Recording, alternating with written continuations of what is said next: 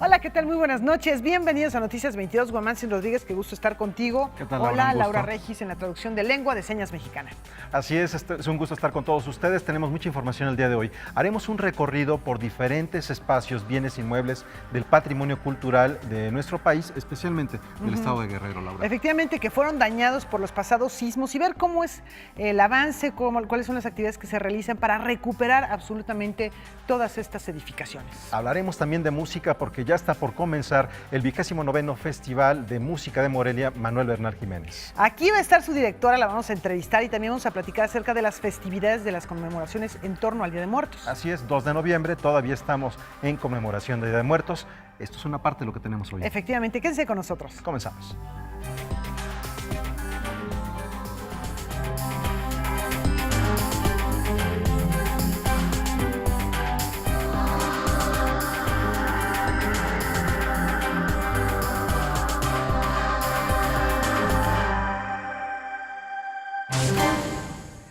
Y vamos a comenzar con el asunto que ya comentaba Guamansin hace unos instantes. El Instituto Nacional de Antropología e Historia continúa los trabajos de apuntalamiento y recuperación de recintos. Estos recintos del patrimonio cultural mexicano, bienes inmuebles afectados por los sismos del pasado mes de septiembre, y este es el último reporte dado a conocer en Taxco, Guerrero. Nos encontramos en Santa Prisca, uno de los 1.821 inmuebles que resultaron dañados por los sismos de septiembre pasado. Desde esta joya del barroco, el INAH dio su último reporte. Mencionaron que hay 1.821 inmuebles afectados en todo el país. 11 en 11 estados de la República Mexicana, 343 municipios que afectan a 40 millones de habitantes en México. 1.821 inmuebles de los cuales 92% son monumentos históricos, religiosos, dedicados al culto religioso, arquitecturas del siglo XVI al XIX. ¿Y de zonas arqueológicas? Hay algunos daños en mucho menor escala, 12 sitios arqueológicos con daños diversos. El más importante probablemente, que es Patrimonio de la Humanidad, la zona arqueológica de Monte Albán, en donde hubo algunos daños en las estructuras prehispánicas, y también en otros sitios arqueológicos, fundamentalmente en las instalaciones que prestan servicios a los visitantes en dichas zonas arqueológicas. Pero ninguna zona arqueológica corre peligro. No, ninguna. Afortunadamente son daños menores. Cuando hubo colapsos en torres, campanarios, en bóvedas y en cúpulas, pues esas piedras cayeron sobre retablos, sobre imágenes, sobre pintura mural, se desprendió de sus paredes, etcétera. Entonces, en el caso de los bienes culturales muebles, estamos haciendo apenas un censo, porque tenemos que levantar los escombros para poder saber qué es lo que se afectó. Que precisamente, bueno, se va a estar trabajando de aquí hasta el 2020 en la restauración de todos estos inmuebles, y que se van a invertir 11.500 millones de pesos aproximadamente. ¿Es correcto? Así es, esa es la estimación que tenemos más precisa hasta el momento. Seguimos haciendo cálculos y estimaciones. La restauración es un proceso muy especializado que requiere de una estimación muy precisa de los costos. Y en este caso, a diferencia de otros tipos de infraestructuras que se pueden demoler y volver a construir casi con planos de catálogo, aquí no, aquí cada inmueble es único e irrepetible, cada uno tiene sus secretos, cada uno tiene sus técnicas constructivas, y la responsabilidad de la Secretaría de Cultura y del INAH es la de preservar esos valores. Entonces tenemos que usar técnicas tradicionales de construcción. Año con año el INAH contrata una póliza de seguro que cubre contra daños catastróficos, naturales y antropogénicos, el patrimonio cultural de nuestra nación. De esa póliza, como hubo 2 eventos catastróficos, esa póliza tiene montos tope de recuperación en hasta 3.500 millones de pesos para cada evento catastrófico. Entonces, teóricamente podríamos disponer hasta de 7.000 millones de pesos. El resto de los recursos nos lo daría el Fondo de Desastres Naturales del Gobierno Federal. Se actuaría como un fondo complementario para poder recuperar el daño. En algunos casos también estamos recibiendo el apoyo de terceros, tanto empresas, grupos empresariales e instituciones académicas que están prestando mano de obra, las comunidades de los propios, donde están los propios templos que se dañaron. El patrimonio tiene un significado, tiene un valor cultural que no se puede perder, no podemos permitir que se pierda y que se borre su memoria, y por lo tanto, a pesar de que tengan algunos de los bienes que se dañaron, daños muy severos, tendremos que hacer el esfuerzo de mantener ese patrimonio, restaurarlo y transmitirlo a las siguientes generaciones. Bueno, ya lo escuchábamos, la restauración de todos estos recintos históricos va a requerir una inversión millonaria con miras a concluir los trabajos de aquí al año 2020. Guerrero es uno de los estados con mayores estragos. Tan solo en el estado de Guerrero hay 93 inmuebles afectados, 5 de ellos son zonas arqueológicas. Vamos a escuchar el informe de la directora del Centro Regional INAH de Guerrero. De estos, y quiero comentarles que de estos 93 inmuebles que tenemos 11 inmuebles con daños severos, 38 con daños moderados y 44 con daños menores. De ellos, nosotros hasta ahorita en todo el estado hemos ya realizado la visita a 35 inmuebles ya con la aseguradora, ya con volúmenes. Estamos ya acordando con la aseguradora para poder trabajar lo más pronto posible en la mayor parte de los inmuebles. Que el gobierno del estado de Guerrero, a través de su gobernador, el licenciado Héctor Astudillo, autorizó un monto por lo pronto por 4 millones, en donde primero se van a ejercer 2 millones de pesos. Estamos a punto de arrancar en sobre todo 19 inmuebles, en donde en la región norte son 11 inmuebles para hacer trabajos de remoción, trabajos de limpieza. Los trabajos de restauración se realizarán con el apoyo de las comunidades, ya que son recintos religiosos en uso.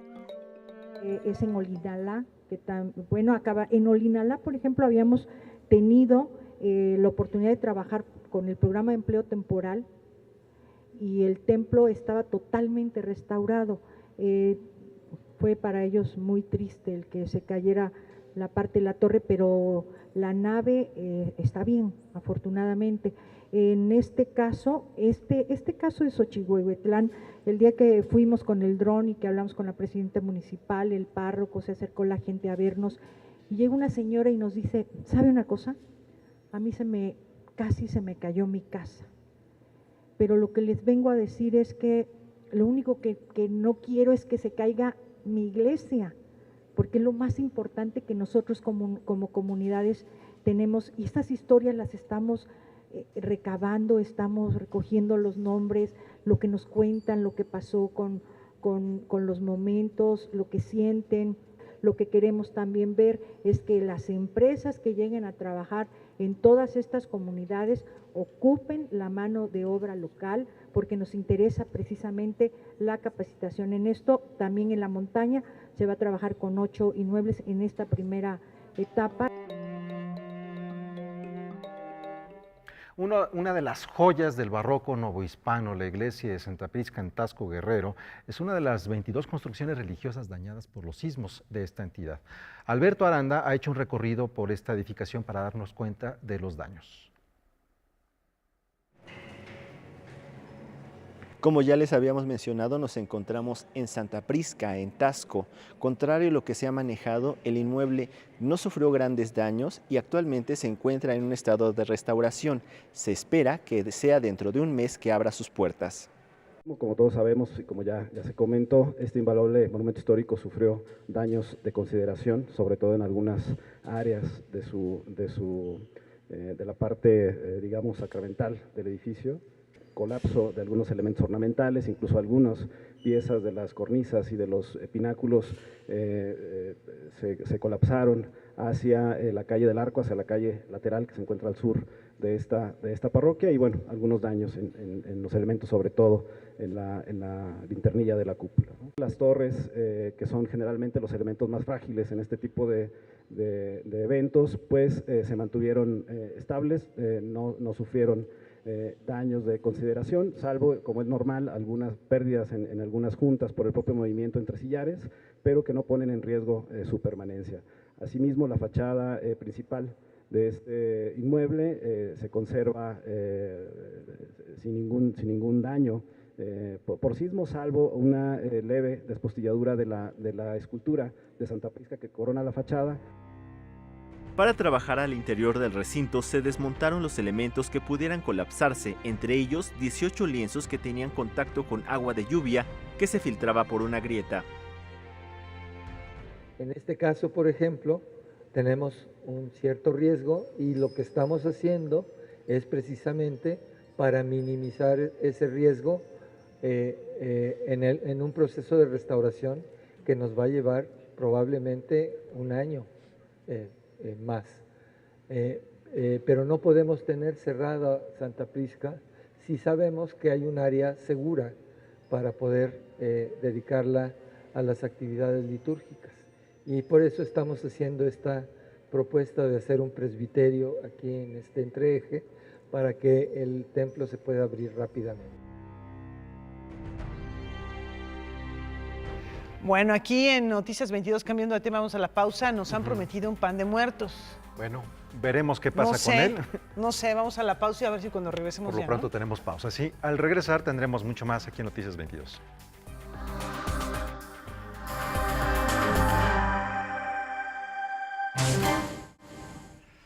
Pues cumplieron, Guamancín, mira. Sí, apareció en el corte. Sí, nos lo trajeron. Aquí está el pan de muertos. Pero ahí está, porque tenemos un segmento dedicado justamente a esta conmemoración del Día de Muertos. Así es, y esperemos que ustedes están conmemorando estas fiestas en compañía de su familia y de sus seres queridos. Por lo pronto nos vamos a esta exposición de El arte de Coco, esta película de Disney y Pixar que ha tenido un rotundo éxito en la primera semana en los cines nacionales. Vamos a ver.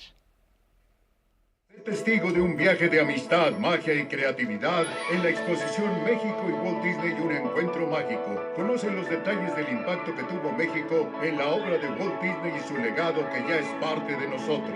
Cuando empezamos a trabajar con los realizadores de Coco, hace justo 6 años, que fue la primera vez que ellos vinieron a México, empezamos a relacionar el proceso de investigación para lograr una película animada. En el transcurso de esta investigación, los cineastas encontraron rastros de la relación de Walt Disney con México y así fue como surgió la idea de hacer una revisión en forma de muestra museográfica de esta relación. Decidimos que era un momento ideal para que la gente a nivel familiar, a nivel transgeneracional, pudiera conocer la obra de México en el impacto del legado de Walt Disney. Dentro de la exposición ustedes van a poder ver una foto que data de los años 20, de principio de los años 20 también, cuando Disney de luna de miel viene a La Rumorosa y viene junto con su esposa recién casados, viene con su mamá también, con su hermano Roy, con su cuñada, y esa es la primera visita que Disney realiza a México y lo hace también manejando.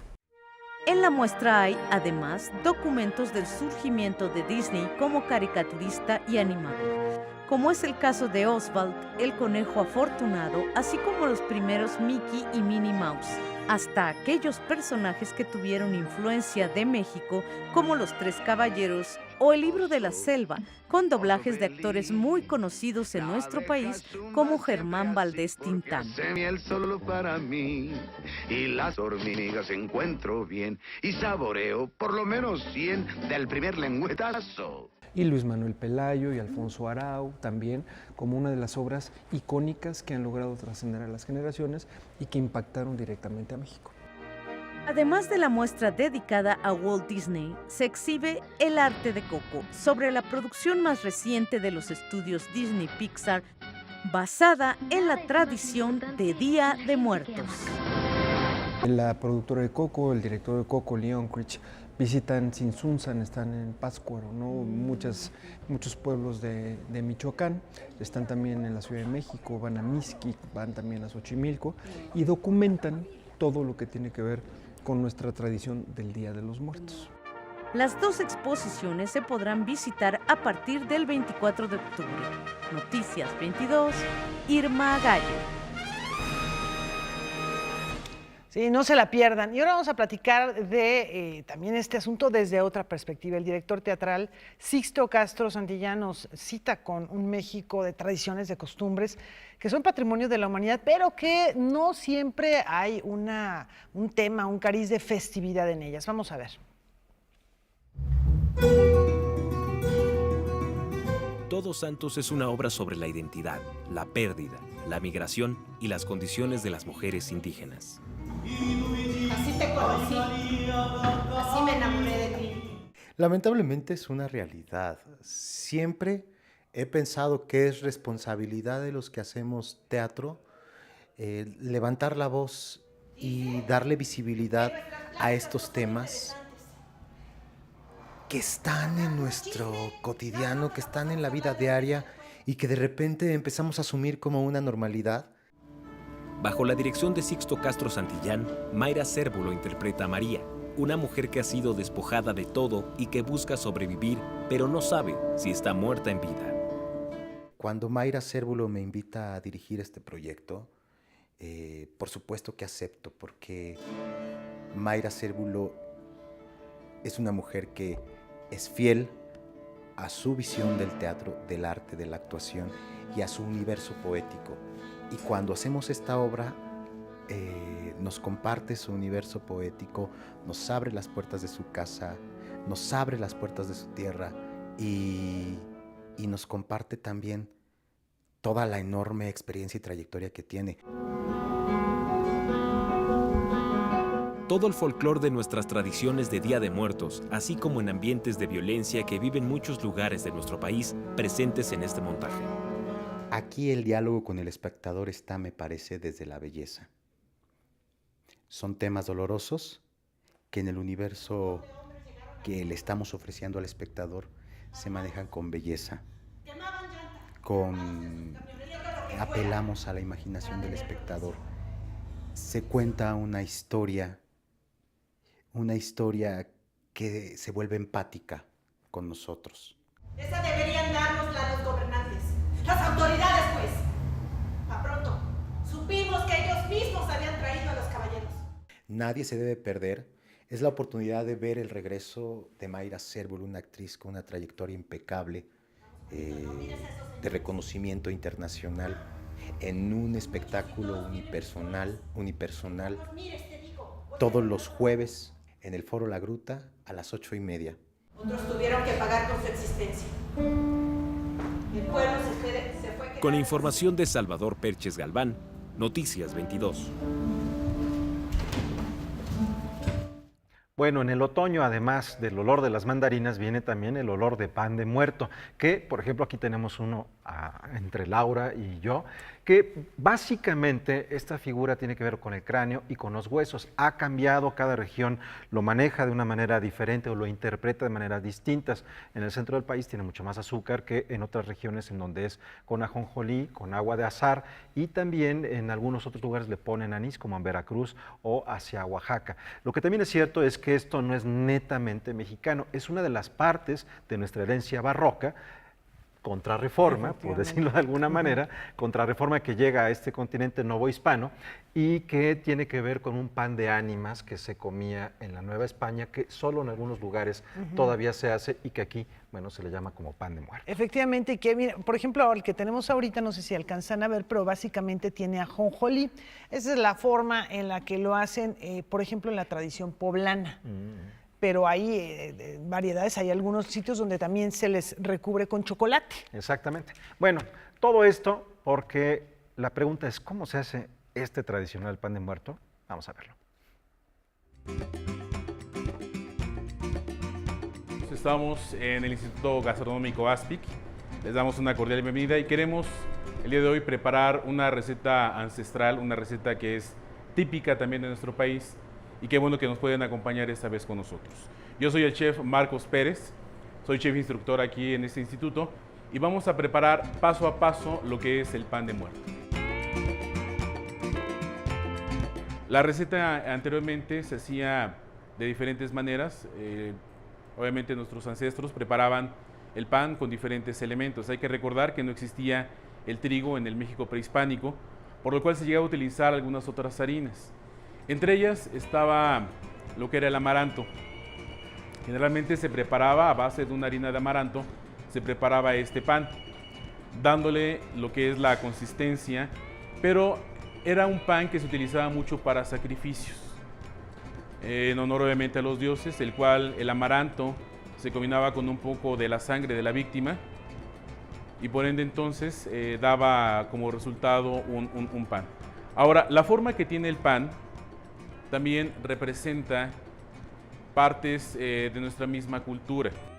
Para la elaboración del pan de muerto se necesitan 500 gramos de harina, 150 gramos de azúcar, 30 gramos de leche en polvo, 4 huevos, levadura fresca, 15 gramos de levadura seca, jugo de naranja, agua de azahar, ralladura de naranja y limón. La harina previamente ya cernida la vamos a combinar junto con el azúcar y la leche en polvo. Ese procedimiento ya lo tenemos nosotros y vamos a armar lo que va a ser una pequeña fuente. Esa fuente o un pequeño volcán, como ustedes quieran llamarle, va a ser esencial para poder trabajar nuestra masa.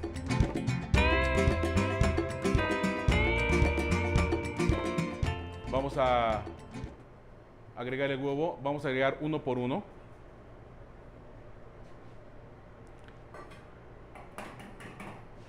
Es importante recordar aquí que para hacer este tipo de receta vamos a cascar huevo por huevo. No es necesario o no es correcto que nosotros casquemos los 4 huevos directamente en la fuente. ¿Por qué razón? Bueno, porque un huevo puede venir contaminado. Se coloca poco a poco el jugo de naranja y se mezcla con la harina para tener una masa homogénea. Así también se agrega el agua de azahar, las ralladuras y la mantequilla. La masa se deja reposar por 12 horas en un lugar cálido. Después de esto se toman porciones pequeñas para formar la figura del pan, así como las canillas y la cabeza. Se coloca en una charola con mantequilla y harina. Se mete al horno a 180 grados por 15, máximo 20 minutos. Por último, se le coloca mantequilla cremada y azúcar. El pan en la actualidad ha ido modificándose poco a poco. Es cierto que en la actualidad ya utilizamos mucho lo que es la levadura. La levadura hay que recordar que se descubre en el siglo XIX. Sin embargo, ahora nuestro pan ha ido teniendo varios cambios. Anteriormente, claro, no se utilizaban algunos rellenos. Hoy podemos encontrar un pan a base de nata, por ejemplo, relleno de nata. Otros obviamente lo utilizan con algunas mermeladas, otros con algunos otros quesos, ¿no? Entonces, ha cambiado completamente el esquema tradicional de lo que es el pan. Sin embargo, la importancia de esto es que sigue quedando o prevalece completamente lo que es la idea central de lo que es el pan, que es obviamente darle la forma, obviamente en cierta manera sarcástica, burlándonos de la muerte, ¿no? Vamos a cortar nuestro pan, vamos a ver cómo queda el pan ya terminado, vamos a ver cómo queda nuestra miga al final de la cocción. Es importante reconocer que nuestro pan es muy suave, es muy ligero. Estas porciones que tenemos en este momento es una porción de 300 gramos. Ahorita vamos a mostrar los pequeños. Pero vean por favor la calidad de la miga. El pan es suave, el pan es muy ligero, que es lo que tratamos de hacer en esta ocasión, y el resultado es óptimo. Noticias 22, Alberto Aranda. Bueno, pues todo ese procedimiento nos lo aventamos Guamantzin y yo para traerles, para presentarles este pan. ¿Qué tal? Imagínense. Qué esfuerzo. Y que además, mientras transcurría esto, el pan empezó a No sé disminuir quién un poco. vino aquí y se llevó un... Pero bueno, pues aquí está una de las formas. Rafael García Villegas creo que se llevó una, nuestro productor, Pepe Bueno. Quiroga, están degustándolo por allá. Hacemos una pausa y regresamos con más aquí en Noticias Volvemos. 22.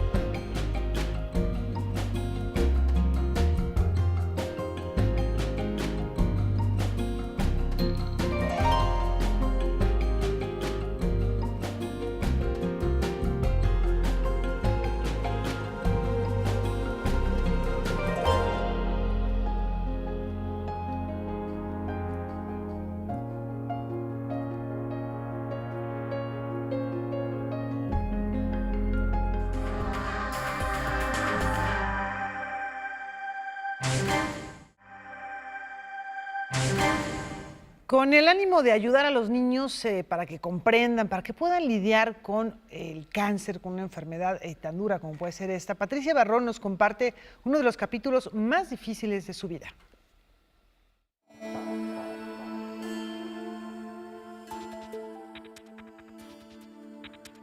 Yo tuve cáncer y cuando me recuperé y ya podía regresar a trabajar, decidí darle un cambio a mi vida y me metí a un taller de álbum, no, era de cuento infantil con Andrea Fuentes. La historia detrás de Cuando a este árbol le salgan flores es una historia de supervivencia, pero también y sobre todo es la de una mujer que se volvió escritora y una editora que la apoyó en el proceso. En uno de esos talleres conocí a Patti, ella llegó con esta propuesta de este texto, que fue muy sorprendente desde el inicio, sobre todo por la calidad literaria de su escritura. Yo decidí hablar del cáncer desde el punto de vista de una niña, porque cuando yo estaba enferma, decía, bueno, sí, como adulto esto es difícil, ¿cómo es la lectura de todo este cambio de vida para un niño, ¿no? En realidad me empecé a visualizar el personaje a partir de que me imaginé a una niña dibujando y entonces pues era lo que a mí más me gustaba hacer. Y entonces el libro, el texto, es un diario de una niña, lleva un diario, hace dibujos, porque va a un taller en donde dibuja, y entonces pues es una forma de expresión muy íntima, un diario, ¿no? Luego ya llegó a, digamos, a la caja y ahí trabajamos un poquito, algún par de cosas del texto, y ahí decidimos reunirlo con las ilustraciones de María Elina, que es una ilustradora argentina maravillosa. De hecho, también fue sugerencia de Patti, ¿no? Cuando a este árbol le salgan flores, ganó la convocatoria de coedición de la Secretaría de Cultura. Así que se publicó bajo el sello de Caja de Cerillos y la Dependencia Federal. Es una historia muy, muy verídica, que además, creo yo, y es importante decirlo, no solo está dirigida a personas que hayan tenido experiencias propias o cercanas de cáncer, sino también para todo tipo de público, en el sentido de que hay un proceso de sensibilización sobre esta propia enfermedad. Noticias 22, Irma Gallo. América Latina celebra de diversas maneras el regreso de sus fieles difuntos.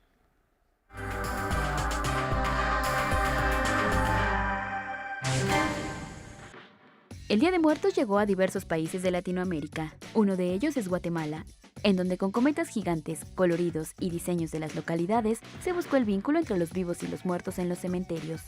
Los cometas llevaban mensajes sobre paz mundial, política o religión. También en Bolivia se montaron ofrendas y adornos para conmemorar la fecha. El pan tantahuagua es el tradicional de la época. El alimento tiene forma de bebé porque se cree que así se facilita el viaje a los visitantes.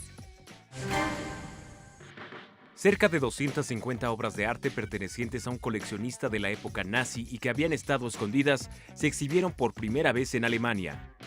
Gorlitt comenzó la colección después de haber sido reclutado por los nazis para vender arte moderno que habían confiscado y etiquetado como degenerado. Entre las piezas se encuentran trabajos de Pablo Picasso, Matisse y Monet. Además, la muestra busca encontrar a los propietarios de algunas de las obras de las que se desconoce a su autor. Una competencia de diseño alimentará a la gente que vive en las calles de Nueva York en esta temporada de Acción de Gracias. Construction desafía a los diseñadores, arquitectos e ingenieros para crear esculturas gigantes de latas de alimentos sin abrir. El evento se realiza desde hace 25 años, pero para esta edición, 27 equipos trabajarán con 80,000 latas que desafiarán a la gravedad. La final será el 6 de noviembre. Después la comida se repartirá a más de 40,000 familias. Y ahora es un gusto recibir aquí en el estudio a Mariola Arias Sánchez, quien viene a darnos los detalles del 29º Festival de Música de Morelia Miguel Bernal Jiménez. Ahí está ya con Laura Barrera. Del 10 al 25 de noviembre, la capital michoacana se inunda de sonoridades muy diversas. El Festival de Música de Morelia Miguel Bernal Jiménez trae un programón del que nos platica Mariola Arias, directora de este encuentro. ¿Cómo estás? Muchas gracias, Laura. Gracias por la invitación. Platícanos, tenemos realmente una diversidad sonora que va desde Julieta Venegas, música de concierto, música clásica, digamos, música barroca, también hay mucho jazz. Hay mucho jazz, hay música contemporánea, hay música con tecnología y rock. La idea es hacer como una oferta enorme, con gran calidad artística, para que todo el mundo se sienta contento y todo el mundo tenga algo que venir a ver y escuchar durante estos 15 días en Morelia. Son 3 fines de semana. ¿Cómo funciona este formato de fines de semana en lugar de, pues se ha hecho la propuesta en algún otro momento de hacerlo, digamos, seguido de corrido? Pues mira, a lo largo de los años y a través de una serie de estudios de mercado que hacemos cada año en el festival, nos hemos dado cuenta que el público es el que nos pidió este formato, porque entre semana también trabaja la gente, ¿no? Entonces, generalmente. Y entonces es mucho más fácil acceder los fines de semana a este tipo de eventos. Así lo hemos manejado, funciona muy bien, pero además ya nos comemos días de la semana, ¿no? Por ejemplo, esta semana, en la última semana de este año, empezamos el miércoles los conciertos, miércoles, jueves, viernes, sábado. Entonces, finalmente también hay actividad a lo largo de la semana y tenemos además todas las clases maestras, los talleres, actividades para niños, incluso algunas extensiones a lo largo de la semana, de los días hábiles. Y dejamos como los grandes conciertos en los días que para la gente es más fácil venir o que personas que viven en otras ciudades pueden acercarse a Morelia a disfrutar el festival también. Ahora, todos los conciertos son espectaculares, pero menciónanos algunos que te vengan a la mente, claro, que sean imperdibles, digamos. Pues mira, justo como comentábamos hace rato, hay otras ediciones que era como mucho más fácil elegir. Este año el Consejo Artístico hizo un trabajo excepcional para hacer un programa súper completo y como muy redondo. Yo lo que los invito es que me digan más o menos como qué les gusta, porque por ejemplo hay música barroca y hay muy buenos conciertos de música barroca, o hay música contemporánea, o hay jazz, entonces es como complicado. Tenemos 3 cuartetos tocando repertorios sumamente diferentes, uno súper clásico, uno un poco más actual y otro 100% contemporáneo. Tenemos 3 orquestas sinfónicas, Jalisco, Jalapa y Michoacán. Entonces un poco lo que hay que hacer es entrar a festivalmorelia.mx y poner ahí, puedes filtrar o por fechas, o por dotaciones, o por tipo de música, y entonces puedes ver qué es lo que hay. Ahí están incluso los programas, ¿no? Tenemos, por ejemplo, recitales, un recital de piano, un recital de flauta, un recital de música coreana tradicional, que es muy interesante porque son instrumentos tradicionales, pero van a tocar también música contemporánea, escrita para esos instrumentos. Entonces yo creo que la riqueza de este festival es enorme y vale la pena de verdad que se acerquen y vean, conozcan Morelia en este momento, ¿no? Es una oportunidad para descubrir Morelia, descubrir estas sonoridades y estas propuestas. Exacto. Son musicales y multimedia también en algunos casos. También. Hay actividades para niños. Digamos que es un festival que puede ofrecer para diferentes estratos de edad, tanto para los mayores, también hay cosas específicamente diseñadas para jóvenes. Claro, buscamos todo el tiempo llegar a la mayor cantidad de público, a la mayor cantidad de segmentos de público que se puede y ofrecer pues actividades dirigidas a cada uno de ellos. Siempre hay actividades para niños porque creemos firmemente en que es fundamental la formación de nuevos públicos y solo así podemos llegar a que después del día de mañana les guste, ¿no? Pero este año además tenemos eventos especialmente pensados para jóvenes. Generalmente los dejamos como en el limbo, ¿no? Y la verdad que es un grupo de personas, o sea, es un segmento que es bien interesante también como invitar y que conozca estas cosas y ponerle los conciertos que les van a gustar. Por ejemplo, viene a Love Electric, vienen conciertos de jazz como el de Alex Mercado Trío y el de Tempus Fugit, entonces está Julieta Venegas. Entonces son una serie de conciertos que los jóvenes van a disfrutar muchísimo también y son abiertos para toda la familia, obviamente también, ¿no? Ahora, este formato que comentábamos hace unos instantes, Mariol, permite que mucha gente, por ejemplo, de la Ciudad de México, que realmente no está muy lejos, se pueda ir los fines de semana a disfrutarlo. La infraestructura hotelera, las instalaciones en las que la gente puede alojarse, es buen momento para ir acercándose a los hoteles, a los sitios, a los hostales. ¿Cómo debe prepararse todo esto y también la compra de los boletos por adelantado? Porque hay unos descuentazos. Mira, sabemos que Morelia es una ciudad patrimonio de la humanidad. Es una ciudad súper turística, muy cultural. Entonces tiene toda la infraestructura necesaria y tiene desde hostales, como bien mencionas, hasta hoteles, boutiques maravillosos donde la experiencia también puede ser súper agradable. En el mismo sentido, los conciertos y las actividades que se presentan en el festival, muchos son en espacios públicos y otros son en espacios patrimoniales o edificios históricos, buscando generar ambientes o crear experiencias diferentes a través de la música y del estar ahí rodeada pues, de tanta historia y tantas cosas maravillosas, ¿no? Hoy en día ya la gente no va a las ciudades a ver piedras nada más, tienes que generar esto. Entonces hay muchísimas opciones que se pueden buscar. Y para la compra de boletos, para aquellas personas que quieren ir a los conciertos que hay que pagar, porque hay muchísimos más que no se tienen que pagar, pues festivalmorelia.mx. Festivalmorelia.mx encuentras toda la información de lo que es el festival y ahí puedes directamente comprar los boletos. De aquí hasta el 2 de noviembre, ya faltan muy poquitos días, pero tenemos 30% de descuento en todos los boletos del festival. Extraordinario. Y después ya serán los descuentos acostumbrados, normales, ¿no? Los descuentos que se hacen para estudiantes, me imagino para personas de con discapacidad, de la tercera edad y maestros. Efectivamente. Así que, bueno, pues la recomendación es que acudan. Hay un tianguis gastronómico también que está muy interesante. Sí, porque además tenemos 14 países participantes y en este tianguis gastronómico, además de las cocineras tradicionales michoacanas, que son espectaculares, va a haber comida de todos estos países, ¿no? También están los tapetes florales, el Día del Músico. El Día del Músico en el Conservatorio de las Rosas, los tapetes florales que se ponen en una calle preciosa y va a haber un museo vivo de artesanos durante ese día también. Y son actividades abiertas en espacios públicos que la gente puede ir y disfrutar en familia y vivir esta magia de la música, porque claro, en todos ellos hay, el elemento principal es la música, ¿no? Y sí, el conservatorio, vamos a hacer ahí, junto con ellos, que es el primer conservatorio de América, una serie de conciertos celebrando el Día del Músico, con sus músicicos. En su espacio, en este lugar realmente mágico, hermoso, que está lleno de magia, de historia. Muchas gracias, Mariol, por esta invitación. Los esperamos en Morelia pronto ya. Y bueno, ya les dimos ahí la página a la que pueden acudir. Ahí mismo en esa página pueden adquirir sus boletos. Así es. Muchísimas gracias, Mariol. Mil gracias. Nos vamos a una muy breve pausa.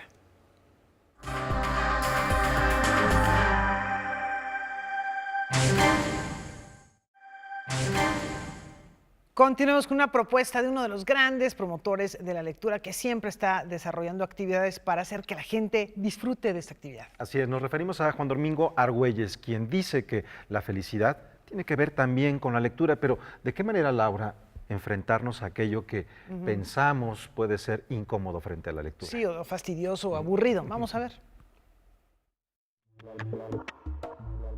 La falta de lectores en el país es un problema educativo y social, ya que se sabe que la gente sí lee, pero lo que lee no es reconocido por la academia por tratarse de publicaciones como el libro vaquero y los que hacen referencia a la farándula o historietas.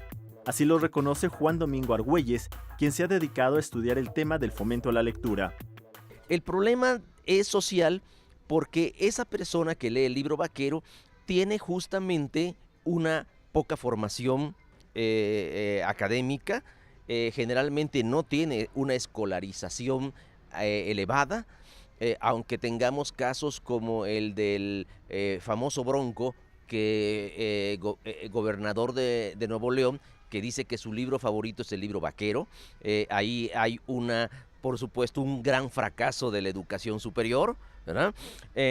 Pero la mayor parte de las personas lee lo que está al alcance de sus posibilidades culturales. Nuestro problema, más bien nuestro, en términos de quienes nos encargamos de la cultura y de la formación de los lectores, es no comprender o no querer comprender que muchos de los que leen estas publicaciones están perfectamente satisfechos con esas lecturas porque corresponden a sus niveles culturales y a sus contextos sociales.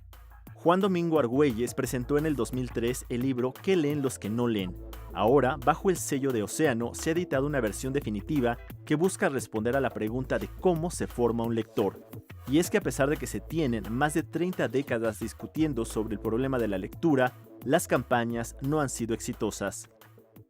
Cuando uno ve y escucha, un spot por radio o por televisión donde te dicen que leer es maravilloso, los que leemos sabemos que es maravilloso y no necesitan convencernos de nada, pero además el spot es inútil para nosotros los que leemos. Pero también es inútil para la gente que no lee, porque la gente que no lee, digamos, o que no tiene la lectura como algo importante en su vida, no va a salir corriendo a la librería a buscar un libro nada más porque escuchó un spot que le dice que leer es maravilloso. ¿Por qué si consumimos Harry Potter, Crepúsculo y otras lecturas que no entran en los programas de estudio, no hemos sido capaces de continuar con ese hábito de lectura? Para las personas, para la mayor parte de los niños, los adolescentes y los jóvenes, la lectura significa nada más una identidad con la obligación escolar. Es decir, no está relacionada con un gusto por leer autónomo. Entonces, si no tienen ese gusto autónomo de leer, la lectura, los libros nada más les significan tareas, obligaciones y exámenes. Y la escuela no ha contribuido a cambiar esta idea. Lo que es más, la escuela ha acabado por quitarles el apetito lector a los niños y a los jóvenes. Noticias 22, Alberto Aranda. Importantes reflexiones y también preguntas, porque no tiene que ver únicamente con el ámbito escolar o con los niños. Son preguntas que también aquellos que ya somos adultos tenemos que hacernos precisamente, no solo frente a la lectura, sino frente a los diferentes formatos en donde uno puede y debe leer. En fin, tenemos mucho más información. El cineasta Rodrigo Lebrija rinde un homenaje al torero Rodolfo Rodríguez El Pana. El pana viene de la mierda, del alcoholismo.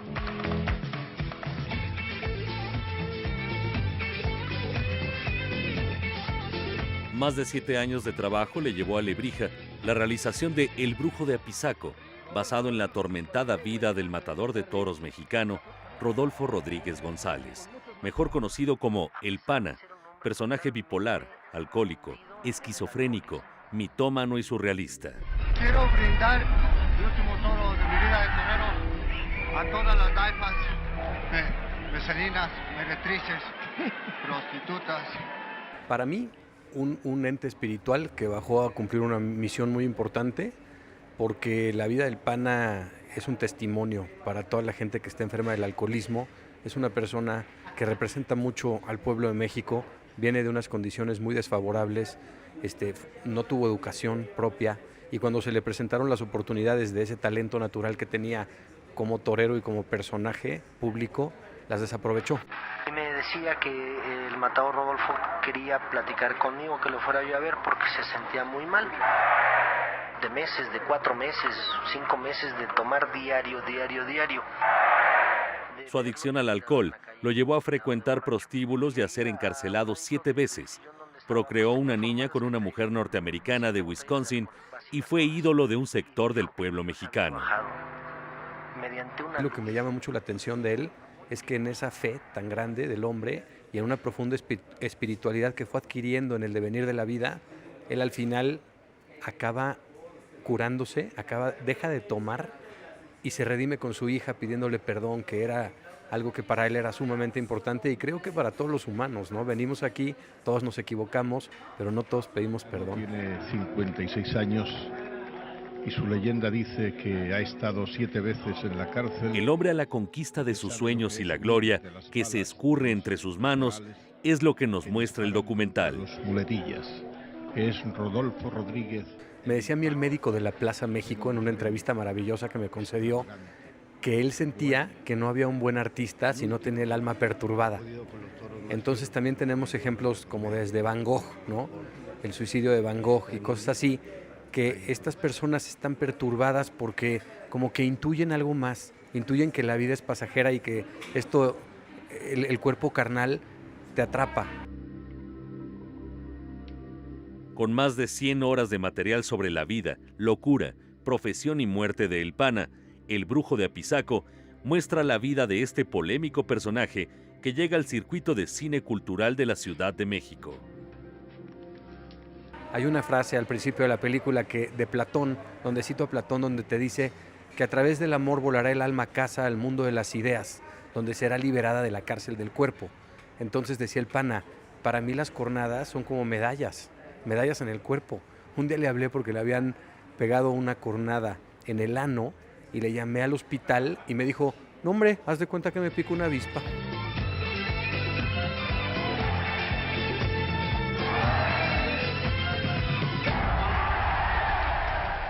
Con información y texto de Salvador Perches Galván, Óscar Helguera, Noticias 22. Bueno, y mientras continúa disminuyendo esto, no sé qué pasa, güey, sin que va desapareciendo nuestro pan de muertos con cada nuevo corte a comerciales, con cada nuevo reportaje. Habla sobre la fragilidad de la vida. Efectivamente, tiene un carácter simbólico. Bueno, mientras esto continúa ocurriendo, vamos a conocer todos los detalles del Festival de Órgano Barroco.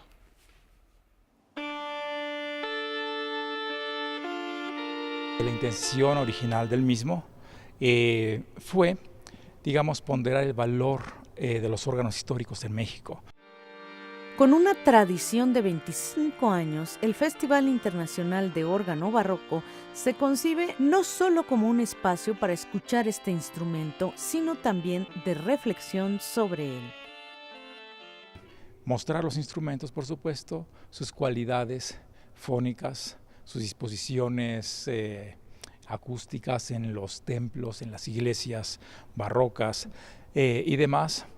Hemos promovido la restauración de los mismos porque en la mayoría de los casos los instrumentos están en un estado deplorable. Y entonces, bueno, ha sido una tarea de recuperación de los instrumentos, de documentación, porque se han hecho estudios de campo, evidentemente antes de intervenir los instrumentos, se han hecho estudios de campo para estudiarlos.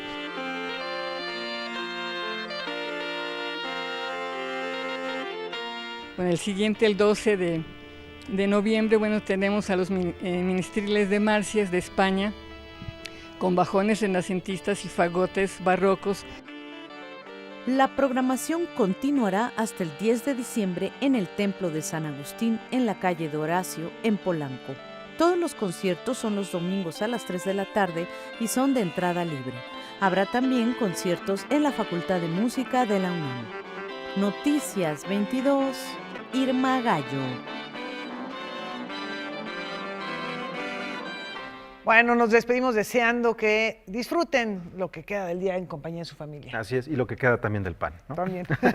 Nos Eso despedimos con música. Sí, con Keith Emerson, que nació hace 73 años de edad. Bueno, él ya falleció, de hecho, desafortunadamente se quitó la vida. En 2016. Efectivamente, un extraordinario tecladista, pianista, que formó parte del grupo Emerson, Lake and Palmer, de muy grata memoria. Así es, y que lo recordamos que un día como hoy hubiera cumplido 73 años.